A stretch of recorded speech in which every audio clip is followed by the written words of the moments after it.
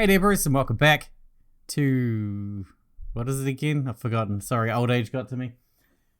Remember 11, that's it. That's funny because the name of the game is Remember, right? And I can't do that. Anyway, we just transferred back to SPHIA, so let's carry on from there, shall we? I was standing in the SPHIA living area. Hattori was standing right in front of me. I transferred. I sighed. I hate all this. I want a break. I want to be fast asleep in my warm bed at home. Still, I'm not allowed to complain. That I know. I know, but I feel like complaining a little. Somehow, I shored up my newly withered willpower. In order to check the time, I made for Satoru's room. Huh? Surprised, I turned around to face Hattori. Her shoulders were heaving and the breaths she took were ragged. She was tearing at her black hair and violently shaking her head. I've seen something like this once before. A scream rises from her. She's powering up like in a shonen anime. It's the same. It's exactly the same as when she went berserk before. Hattori was visibly trembling, as though having convulsions. Run to the room and lock it. From behind her disheveled hair, bloodshot eyes peer out. They're not focusing. Drool dribbled from her mouth. Staggering, Hattori collapsed onto the desk where the PC monitor was sitting. The monitor falls to the ground. With a beastly roar, Hattori raised a chair over her head. Panicked, I jumped back. Where in that delicate body had she found the strength to lift a chair with one hand? Humans in a state of mental confusion, I heard somewhere, are capable of drawing out a strength several times greater than normal. It's the so-called hysterical strength. People, in order to not end up destroying themselves with their own physical strength, usually save their power. But in a state of psychological upset, cut free from the chains of reason, enter a state close to acting on sheer instinct alone. When the limiter called reason is released, one has the potential to draw out normally unthinkable superhuman strength. I bit my lip. At any rate, this can't be good. What's wrong? Utsumi came out of the room. Her eyes widened on seeing Hattori's alarmed state. Stay away! It's dangerous. After stopping Utsumi, I carefully closed the distance between me and Hattori. Why are we going closer to her? And then Hattori abruptly threw the chair. If that hits me, I'm done for. Are you serious? It's just a chair. I don't think you can die from being hit by a chair. I mean, maybe. Duck to avoid it?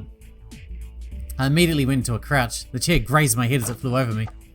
Ugh. I whipped around on hearing Utsumi's scream. The force of the chair Hattori had thrown had sent it rolling right to where Utsumi was standing. Utsumi had sunk to one knee, clutching her shin. Luckily, it only seems to be a minor injury, but...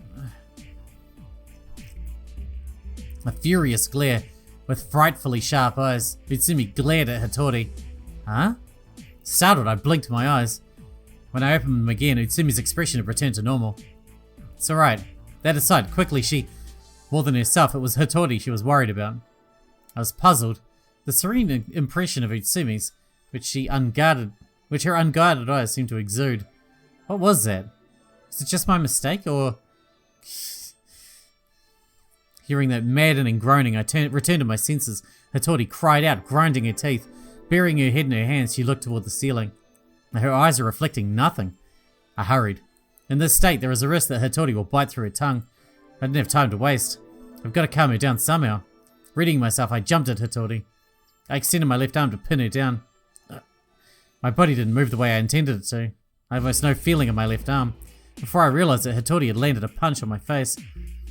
Almost staggering, I somehow stood firm and put up with it. It doesn't hurt that much. Psyching up, I measured my distance from Hattori. Calm down. And Hattori incoherently swung both her hands. She throws punches in every direction, but unfaltering, I seize Hattori's wrists. Ugh. She seems so frail. No, that's not it. Because this is Satoru's body, I'm much stronger. However, no matter how strong I am, hiding down a girl gone berserk isn't easy. Moreover, I only have the use of my right hand. If I don't do this right, I'll hurt not only myself, but Hattori as well. Resolutely, I held onto Hattori's slender body tightly. I felt a violent shaking through my own body as well. It's alright. It'll be alright. Even so, Hattori struggled with her entire body, randomly striking at my shoulders and head. Hattori's body was small. I wonder if I feel that way because I'm in Satoru's body. Hattori was very fragile, almost like she would break if I used any more strength. Because it's Satoru's body, adjusting the level that I use is difficult. Being careful not to hurt her, I held fast to her. I wonder how long this has gone on for. Soon the screams began to die down and her breathing quiets down as well. Drained of strength in my arms, Hattori calmed down. Supporting the unconscious Hattori, I take her to her room. Utsumi and Yuni help me as well. Good job, Yukido-kun. Oh, Uyukawa-san. Yeah. I see. In any case, thank you. Itsumi turned to me with a kind smile. It's a bit embarrassing, but this is not the time to be relieved. I witnessed Hattori's fits twice, despite my limited time in this body. Perhaps his spasms are recurring more frequently. Hattori equals Inabushi, diagnosed with DID. If her mental condition becomes unstable, it wouldn't be strange for her to change personalities. And if Inabushi wakes up, thinking that, a cold chill runs up my spine. Ah, Hattori-chan, are you conscious? Blinking in surprise, she looks up at us. Are you right, Hattori-chan? I dared to call her name. To confirm she is Hattori, she responded to my call with a slight nod. With relief, she's Hattori. What a relief, she's Hattori. She pulled the sheets tight around herself and began to tremble again. More spasms?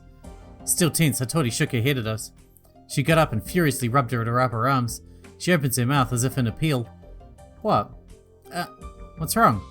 She's trying to talk. But even though she's opening her mouth, nothing comes out. Then she frowned. What if we use this? Yuni brought a notepad. After taking it, Hattori begins to write with a shaky hand. Her strokes were weak. Maybe there was no strength in her hand. On the note that she handed back, only one word was written. Cold. Are you cold? But the heater in the room was doing its job, even though it should be moderately warm. But Hattori certainly seemed to feel cold. Her lips were a ghastly blue, her teeth chattering against each other. I'll turn up the heat. Saying that, Utsumi left the room. Hattori clung to me and tightly squeezed my hand. I smiled and squeezed back in return. It's alright, no need to worry. I was telling myself that as well. Still holding Hattori's hand, I sat down on the edge of the bed. I took a deep breath. Say, Hattori-chan, when did you come to this facility? Hattori silently shook her head. Looks like she doesn't know. If she's the alternate personality of Inabushi Kaiko, I guess there's no helping it. I've never met the Inabushi Kaiko personality, even though I've already been experiencing the transfer phenomenon for 3 days now. Surely that's who we just talked to a moment ago. Who we just held down. It seems Inabushi has never awakened during that time. Does Inabushi Kaiko really have DID? That file Yomogi found at the crash site. I need to reread it one more time. What kind of girl is the Susukage Hattori personality? It might be recorded somewhere. I've got to confirm it. Instinctively, I gave a worn-out sigh. I've been sighing a lot recently. There's so many things I don't understand, and on top of those mysteries, even more problems are showing up now, and I end up leaving them all unfinished. What should I do? Hattori pulled at my hand. She's writing something down on the notepad again. Looking down at it, the words Red Room have been written here. Red Room? Red Room, what do you mean? Hattori continued writing. Though it was only short words and phrases, what I saw was quite frightening. Red light seemed warm room. Hattori, your handwriting is terrible. Don't say things like that. Why are you mad? I'm not mad. After saying those curt words, I turned back to Hattori's note and read it over again. The fragmentary state of the writing is probably due to how much Hattori is shaking. She can't even write straight. It kind of gives you a creepy feeling after reading it too. You saw a red room? Where was it? In SPHIA? Hattori weakly shook her head. Looks like she doesn't know. At least it appears it's not in SPHIA. As far as I know, this facility doesn't have any red rooms. Hattori eagerly wrote a continuation of the note. Cold, dark, locked up, all alone. Red room, enter. There, Hattori hung her head all worn out. The pen fell to the floor. Don't strain yourself. I laid Hattori down on the bed. She docilely complied. The words Hattori wrote, they somehow rang a bell. The red room. Is it scenery from inside Hattori's heart, or could it be something she felt she saw within her mind? It is said that when people with DID switch personalities, the personality that is neglected feels like it was left alone in a dark room. That feeling, isn't it like the sense of cold, dark, locked up, alone, like Hattori said? And when the switch occurs, the surfacing personality moves from the darkness to a bright room. In practice, it's not a bright room, but a usually inexpressible sensation, now somewhere in her mind. That room, in other words, seems to be part of the symbolic scenery related to the physical world. According to the patients, it's not a bright room, but is represented with another figurative expression, spotlight. If we consider that to Hattori, what's the red room? It's a typical DID case, but Hattori can't understand that she has DID, so she's confused. I'm sure she has very painful thoughts, even more than I do. I want to somehow ease her pain, but with my strength, I can do no more than keep holding her hand like this. It's alright. Just one more time I murmured those same words. They were nothing more than a mere consolation, but I couldn't help saying them. It's alright. Hattori's hand strongly grips mine back, then abruptly, the feeling of that hand vanishes in a single instant. Well, we weren't here very long this time.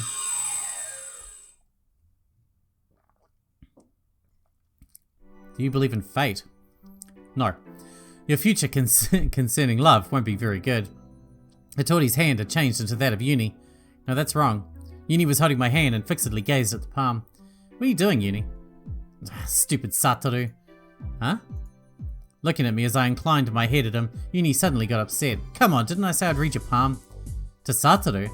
Who else? That's Satoru. I don't dislike fortune telling. When they do the fortune telling countdown on the morning news, I unconsciously watch it. Girls are like that. But I thought Satoru would be the type who opposes divination. Well, I mean, you're not going to get any information about Satoru's future from fucking Fuyukawa's hand, right? He definitely seems like the kind of person to complain, saying stuff like, where's the scientific proof? So I was a little surprised. I mean, we don't know him. Who the fuck are we to judge him at this point? Yuni took a hard look at my face. Maybe Kokoro came back. Yep. His eyes wide, and while carefully observing my expression, he said, I see. Oh, hey, can I continue the fortune telling? It feels bad stopping midway. Oh well. Wait a moment. First I have to confirm the time. As I thought, the wristwatch isn't here. Yet again he removed the watch from my right arm. Where? Where is it this time? I checked my pocket. Not here.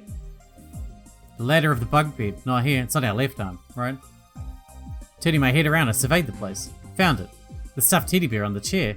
The watch was wrapped around the neck of the plush toy. I take it off and put it back on my wrist. What the fuck is he doing? Damn it, next time I'll definitely tell him a thing or two. It was 2:28. Hey, Kokoro. Coming. Palm reading, right? Yeah, can I go on? Yeah, I don't care. Sure. I thought that now wasn't the time for something so easygoing, but I reflexively nodded at Yuni's eager expression. Then please go ahead. Okay. Except it's gonna be like real bad, right? You're all gonna fucking die. Yuni scanned the palm of my hand. As I thought, Kokoro, your future concerning love won't be very good. Marriage may be far away. Ah, really? Yep, if you look at the fate line, you'll be able to foretell marriage. But how old will I be when I get married? In your early 40s? Are you kidding me? That was pretty hard to hear. Though it's the fortune telling of an amateur. Being told something like this about yourself is quite a shock. Pushing up his glasses, Yuni continued. But this year you may meet your predestined one. If you treasure that encounter, marriage will come earlier. Maybe. He's talking about himself. What was that about? That maybe. It's not nice to make fun of an adult by saying such vague things. Yuni's expression quickly turned meek. Tisk, tisk, tisk. Kokoro, what do you think fortune telling is? Somehow I almost seemed about to launch into a sermon. What is it all of a sudden? Whatever, just answer. Well, it's an occultish thing. Something like invoking an oracle from the gods. Yuni nodded in agreement. Well, it's sort of like that too. However, palmistry and astrology, among others, are also different. Both work on statistics. Huh? Statistics? I'm not so great with scientific discussion. Just looking at the numbers lined up, I go cross-eyed. For example, in phrenology, they say that people with lots of wrinkles on their forehead will become rich. That's a conclusion drawn from finding that when examining rich people, we see that many have lots of wrinkles on their foreheads. I guess because they're always angry. Lombrosso's anthropological criminology is somewhat similar. Well, Lombroso is a big liar though. Wait a minute, who the heck is Lombroso? It's all turned into gibberish now. How does this child know something so much about something like this? I pressed my hands to my temples. Somehow I could feel a headache coming on. What's wrong? No, I want you to speak more in Japanese, but I simply couldn't tell this to my child opponent. Nothing. Please continue. You're strange, Kokoro. So where was I? London Boots. Huh? It wasn't. Lombroso. Yeah. Danger, danger. I wiped away my cold sweat. Ah, right. Lombroso was a phony, but phrenology has proper credibility. The number of sampling is in a completely different league. Palmistry and astrology are the same. Great collections of data accumulated over thousands of years. See? You understand why I said statistics. I see.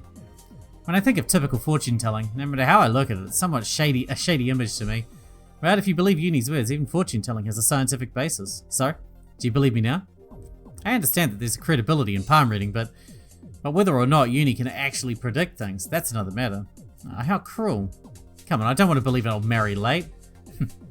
Though he pouted, he immediately began to grin broadly. Somehow it seems like his glasses are shining. Well then, I'll predict something else. My prediction will come true, absolutely. With a face that seemed a bit serious, Yuni glared at my palm. Doesn't seem like he'll let go until he's done with the fortune telling. Looking at the lifeline here, Kokoro will, at age 20, have a great incident. Doubt it. I mean, we already had one at 20, right? I lightly prodded Yuni's forehead. What are you doing? Aren't I in the middle of that incident right now? Isn't it the plane crash? Yuni's a faker after all. That's not it. That showed up in the palm reading too. Dishonesty isn't good. Oh. While his face warped with annoyance, Yuni tightened his grip on my hand. Suddenly, his look turned serious. Kokoro will soon see a corpse. Huh? An unusually grave tone. I was surprised. If it's about corpses, I already saw them. At that gruesome crash site. I thought he was referring to that, but I was wrong. A dead body stabbed with a knife. What's he saying, this kid? I took a hard look at the eyes of the child in front of me. Yuni's full, round eyes were clear, and so deep I felt I was being sucked into them. I forgot to even breathe. Be careful. At Yuni's words, I came to my senses. Huh? If not, Kokoro too will be stabbed. It was a tone that was neither serious nor joking. Stop it, I don't like these kind of jokes. This is no joke. Yuni softly caressed the surface of my hand. This is a prediction. My predictions, they often come true. Sometimes this kid becomes kind of scary. When you think he's just innocently playing with his teddy bear, all of a sudden he'll say with a grown-up face things that make you shiver. I felt an unbalance, as of conflicting things coexisting. Behind this neutral face, I wonder what kind of real nature he's hiding. Distant from my doubts, Yuni sweetly smiled. A carefree smile, that of a child. I'm glad I could tell this to Kokoro. Even if I tell Satoru, it might be useless. Should I trust a smiling face? Swallowing my rising anxiety, I tried to ask about something else. Say, did you see it before, the moment Satoru and I switched? What was it like? Boring. You just went silent for a moment, or so I thought, and then suddenly you changed tone. If your eyes flashed or something, that would have been so cool. How easygoing that boy. At the moment of transfer, it seems no particular change happens to me on the outside. This too is similar to the personalities of a DID patient switching. That's right, speaking of DID, I remembered Hattori. She was talking to me through writing about when her personality changes took place. Before I forgot, I thought I should check through Inabushi's file. Thanks for the fortune telling. Just in case, I thanked Yuni and stood up. In case he curses us, he might give us the curse. I took the Inabushi file Yomogi had retrieved and sat down on the wooden chair. Once again, I opened the file that I had looked over many times.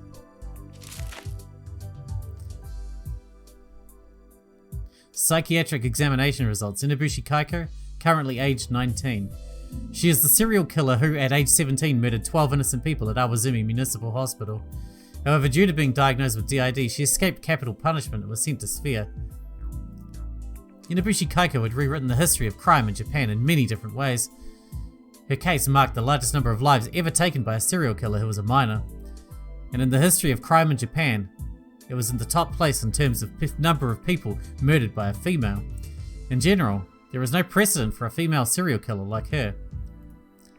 Until the murderous monster known as the Highway Lady of Death appeared in America, it was even said that women couldn't be serial killers. Of course, she was the first of her kind in Japan, and she was the first person ever to be recognized as suffering from DID in the history of criminal trials in Japan.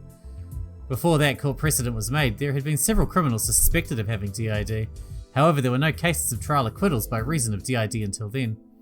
The reason was simple. The very existence of a dissociative identity disorder had been disputed.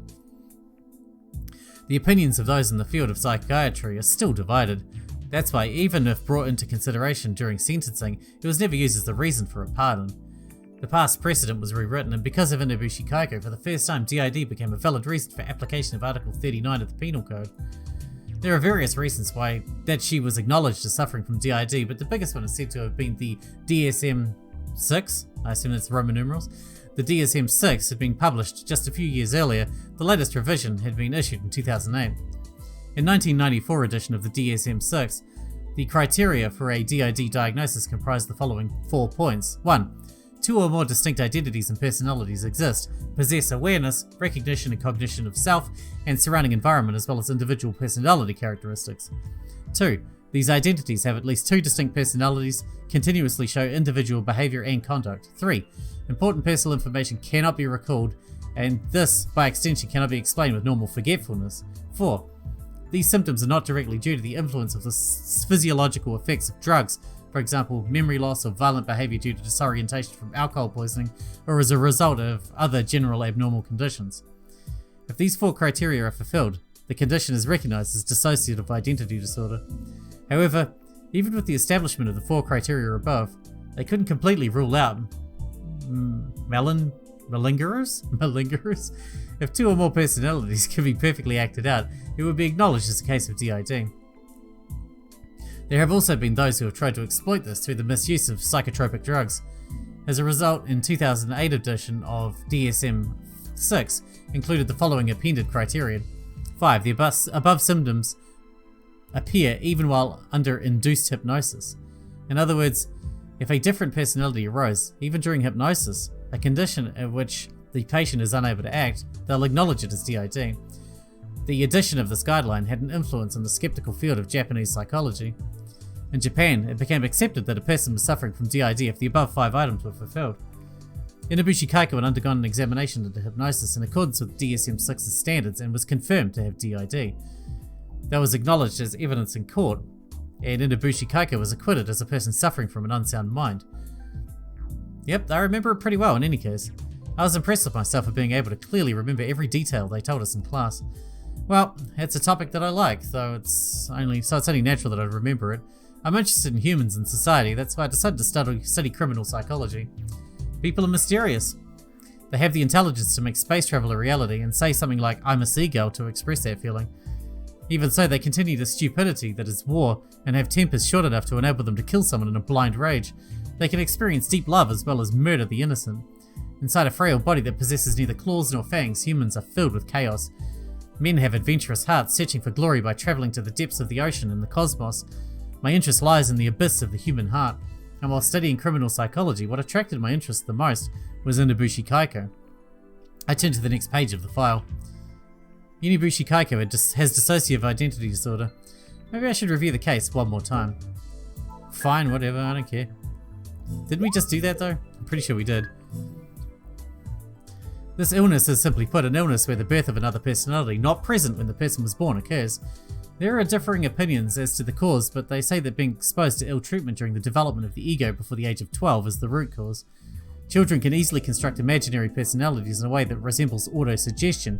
If abused by their parent, they will seal the memories of their pain, anger, and fear within the imaginary personality in order to relieve the pain of the trauma they suffered. In other words, they protect themselves by thinking that the one being abused isn't them but a different imaginary self. But the abused personality was also originally a part of the self, so it's necessary to accept those memories as their own. However, the pain and suffering inflicted on the other personality is hard for the main personality to accept. Because of that, the main personality chooses to hold the memories of the suffering inside another self. They are not able to become one, and therefore, a separate, independent personality is brought into existence. The inability to combine their memories into one, to the point of forcing them apart into separate identities. That is dissociative identity disorder. At first, Inabushi Kaiko's DID was thought to have stemmed from early childhood abuse. With that in mind, a thorough investigation was done by the leading psychologist. However, because Inabushi Kaiko's mother was already deceased, there was no way to confirm the occurrence of childhood abuse as definite. But in addition to her DID, due to the confirmation that she was suffering from borderline personality disorder, as well as her fragmented testimony, it was widely assumed that she had been the victim of childhood abuse. It was said that Inabushi Kaiko possessed a total of 11 personalities. For the sake of convenience, her alternate personalities had been alphabetized and assigned letters from A to J. Of course, each of her personalities were given proper names, or so it seems. I say it seems because those names were not recorded anywhere in the file. However, the doctors had also given her common names for each of the 11 personalities from A to K. Wait, what if we're one of her personalities? What if all of us are one of her personalities? And both SPHIA and the cabin are all inside her head. And the plane crash. However, the doctors had also given her common names for each of the 11 personalities from A to K. This is because when the doctors asked for her name, the dissociative disorder would advance and her condition would deteriorate. In addition to calling them A through K for convenience, the doctors created nicknames which they used like a code among themselves. Then I continued to think about these common names. Let's see, aside from the original Inabushi Kaiko, who was K, the other 10 from A to J are wildly different from the original in terms of personality. For example, C is a child. The nickname given to him by the doctor was Childhood. This is an innocent but extremely quick to cry 6-year-old boy. D is a melancholy young man. His nickname was Darkness. He tended to shut himself up and would try to hurt himself if you took your eyes off him. F was a woman in her late 20s. Her name was Frau. Extraordinarily lewd, it seemed she would seduce the doctor who was examining her. And then the personality called J. It appears this one is the personality of the murderous monster. The doctors referred to the shadow side as Jack. Genocide Jack? It was most likely a trivial reference to Jack the Ripper. Similar to Inabushi Kaiko, a 17-year-old at the time of the incident. Woman, but possessing strong destructive urges and sadistic hobbies. In other words, she derived pleasure from the act of murder. According to the file, Jay had appeared while Inabushi was being held in an examination room where she snatched up a pair of scissors and murdered the doctor. It was also judged that the Awazumi serial murders were committed by Jay. The original personality of Inabushi Kaiko wasn't able to stop the violence of Jay. Because of that, in accordance with Article 39 of the Criminal Code, Inabushi Kaiko was judged to be of unsound mind and was pardoned. But whether a personality known as Suzukage Hattori was included as one of the 11 inside Inabushi Kaiko, it's here. The H personality, a girl with a shy and calm character, age 19. She had a fondness for listening to music, so her given nickname was Hummingbird. Hattori. This is the personality of Suzukage Hattori. Does sound like her. Of course, there is the possibility that Suzukage Hattori is an unknown 12th personality. In any case, I'm convinced that Hattori is another personality within Inabushi Kaiko. My reason was Hattori's words. If she wasn't really experiencing DID, she wouldn't use those words, right? Hattori told me herself, didn't she? Cold, dark, locked up, all alone, red room, enter. Those are perfectly consistent with the feelings expressed by other people with DID. I remembered Hattori's face, unable to even conceive of such a thing as killing 12 innocent people, a girl wearing a worried smile. There's no mistake, Hattori's another personality of Inabushi Kaiko. I was convinced. And at the same time, I feel that I had to focus more clearly. I couldn't confirm anything besides Hattori's condition yet, but if she is another DID personality, then behind her lurks Inabushi Kaiko, the personality of a murderous monster. I have to be careful. Muttering that as though to convince myself, I closed the file.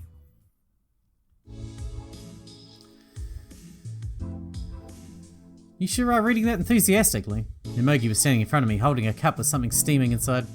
So how about lighting your fire with some piping hot coffee? A mischievous smile rose to my face as I reached for the cup. I thanked him as I accepted it. Is that about the Awazumi Hospital serial murders? Yes, it's data on the culprit. Is it really that interesting? Instantly, Yomogi's expression made a complete change. Seems like you didn't want to chat about such matters. Perplexed, I gave a reply. Interesting, you say? No, that's not quite it. Rather, it's more like a fascination I have. I was originally a student studying things like this, after all. Is that so? Then that file, could it possibly be yours? Yes. I see, so that's why something like that was...